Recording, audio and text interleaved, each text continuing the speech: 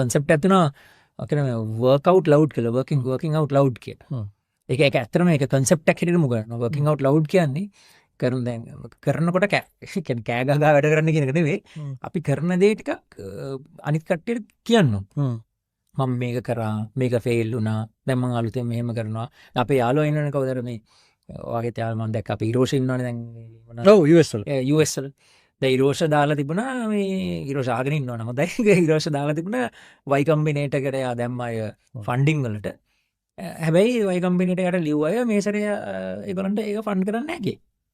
ඉතින් ඒක මම දැක් විරෝෂය ජනිකත් මරු එකන එයා ලංකාවේට වඩා දැන් එයා කොහොම හරි මේක ඇමරිකාවේ සිලිකන් වැලිකටම ගිහලා කරනවා කියන අදිෂ්ඨානය මත ගිහිල්ලා එතන සෙටප් කරා. ඒකයි මමත් මගේ හොඳ මිත්‍රෙක් මොනවාද මම ඒකට මාර කැමති. ඒකේ මාර රිස්ක් එකක් ගත්තා. මම රිස්ක් එකක් ගත්තා. ඒක දෙක තමයි අරක දාන්න එක. ලොකු දෙයක් නෑ. කාටට කියනවා මම පබ්ලිකේෂන් එකක් හරි මොකක් හරි එකක් දැම්මා.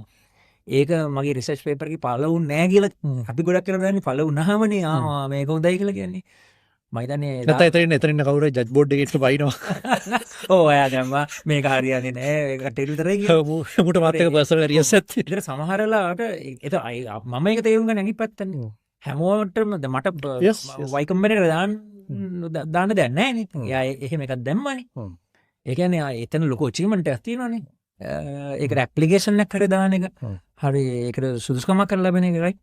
ඒ නිසා මේ මම හිතන්නේ අර ඔයා කිව්වා වගේ මේ මයින්ඩ්සෙට් එක හරි මේ වැදගත්.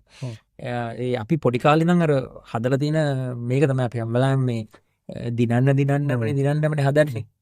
බ්‍රේන් එක තව එකෙක් දිනුනට කැමති නෑ ඌ කපන්නවයි බලන්නේ ප්‍රශ්න ගොඩාක මුල ඕක තමයි. දැසදී